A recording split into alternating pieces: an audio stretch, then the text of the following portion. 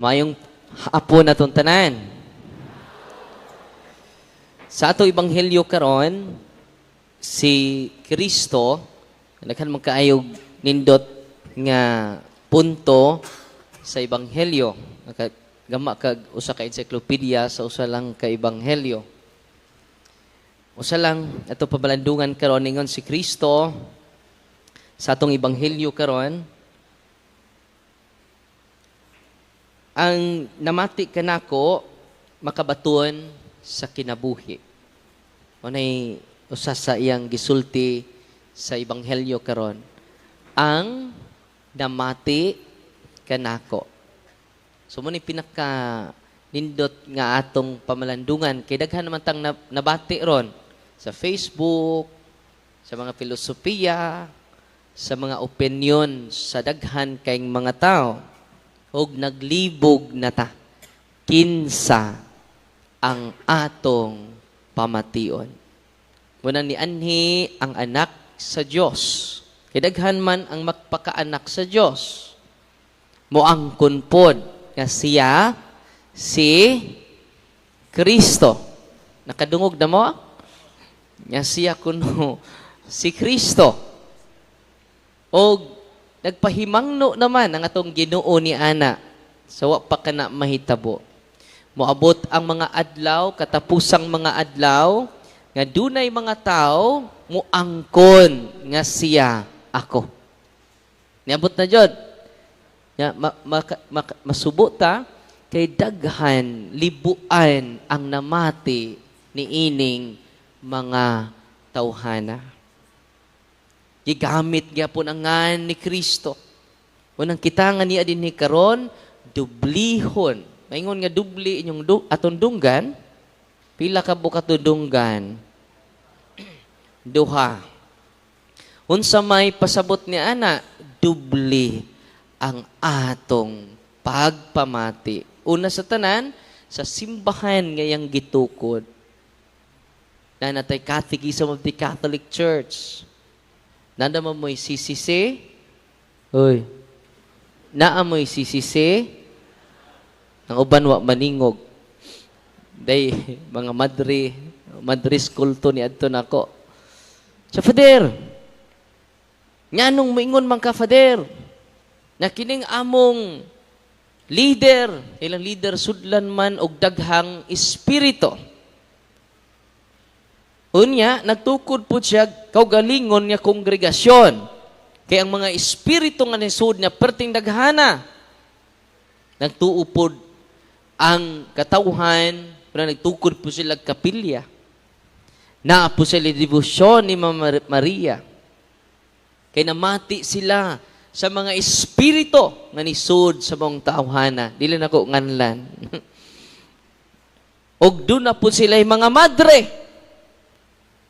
Doon na po gipa-eskwela nilang mga seminarista.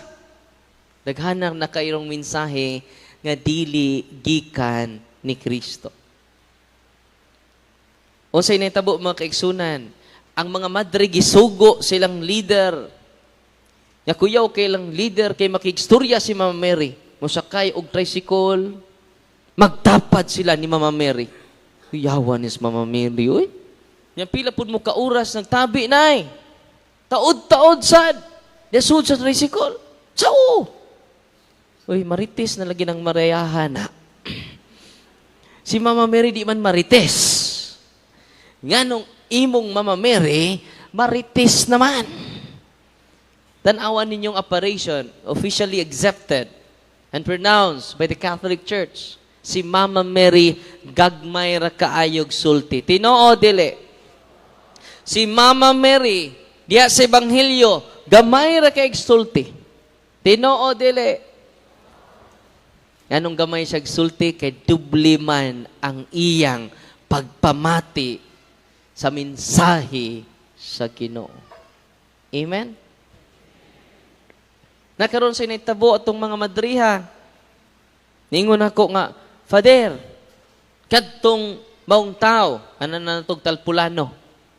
Si Kuya Talpulano, Father, sudlan man sa 13 ka espiritu Naibaw ba ka, Father? Naa siya sa tanang dapit. Sinabuang naning madrihan eh. Ang ilang kuya bro, si Talpulano, naa kunos tanang dapit. Ano siya mura si Kristo? Di ba? Akong giingnan, ang mga madre, nga 5 sila kabuok, adto sa, nagbilo pa. Nana sila ibilo. Consecrated na ang mga madre. Pero sad to say, they're listening to the other message, not to the message of Christ in the church. Pero naa sila sa simbahan. Mas mamati pa sila sa ilang mga espiritu nga musod nila kaysa simbahan. Muna akong ginan ng mga madre, sister, basa po mo sisisi. Ingon po itong mga madre, unsay sisisi? Usa di mga madrihan eh.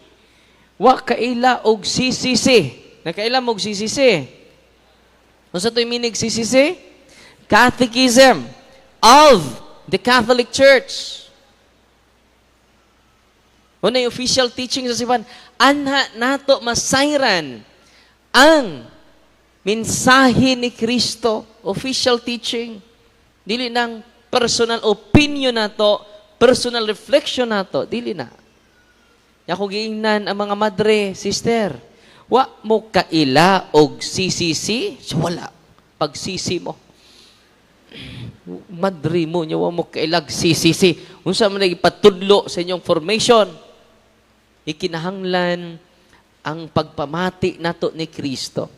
Kaya ang pagpamati nato sa iyang mga pulong, sa iyang mga pagtulunan, mo na'y maghatod nato sa kinabuhi nga way utlanan. Kinabuhi nga hangtod sa kahangturan.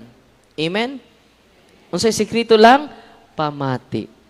Karong tibuok, ika alas 6, ngadto na sa alas 10. Unsay itong bato ron? Pamati ra jud. Kay naapoy naminaw pero wa mamati.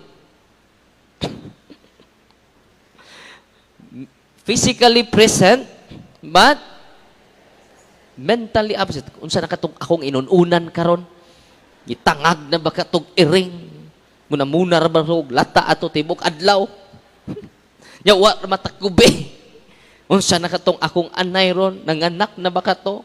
Gipakaon ba kato sa akong bana? Mahilag ni uli ron nga nahubog na pud ron. Physically present, but mentally absent. Karon, dubliho na to ang atong pagpamati. Kay dili ta magmahay karong gabi una. Amen? God is good. All the time. Nya sakripisyo lang ta.